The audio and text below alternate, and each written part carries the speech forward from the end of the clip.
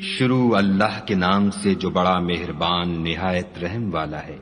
ناپ اور تول میں کمی کرنے والوں کے لیے خرابی ہے، جو لوگوں سے ناپ کر لیں تو پورا لیں، اور جب ان کو ناپ کر یا تول کر دیں تو کم دیں۔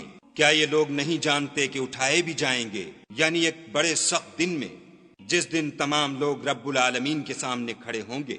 سن رکھو کہ بدکاروں کے اعمال سجین میں ہیں، اور تم کیا جانتے ہو کہ سجین کیا چیز ہے؟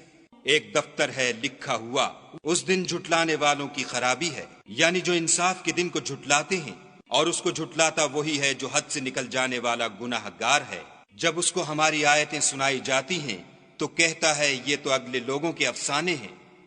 دیکھو یہ جو اعمال بد کرتے ہیں ان کا ان کے دلوں پر زنگ بیٹھ گیا ہے۔ بے شک یہ لوگ اس روز اپنے پروردگار کے دیدار سے اوٹ میں ہوں گے، پھر دوزخ میں جا داخل ہوں گے۔ پھر ان سے کہا جائے گا یہ وہی چیز ہے جس کو تم جھٹلاتے تھے۔ یہ بھی سن رکھو کہ نیکوکاروں کے اعمال علیین میں ہیں، اور تم کو کیا معلوم کہ علیین کیا چیز ہے؟ ایک دفتر ہے لکھا ہوا جس کے پاس مقرب فرشتے حاضر رہتے ہیں۔ بے شک نیک لوگ چین میں ہوں گے، تختوں پر بیٹھے ہوئے نظارے کریں گے۔ تم ان کے چہروں ہی سے راحت کی تازگی معلوم کر لوگے۔ ان کو شراب خالص سر بمہر پلائی جائے گی، جس کی مہر مشک کی ہوگی، تو نعمتوں کے شائقین کو چاہیے کہ اسی سے رغبت کریں، اور اس میں تسنیم کے پانی کی آمیزش ہوگی۔ وہ ایک چشمہ ہے جس میں سے خدا کے مقرب پئیں گے۔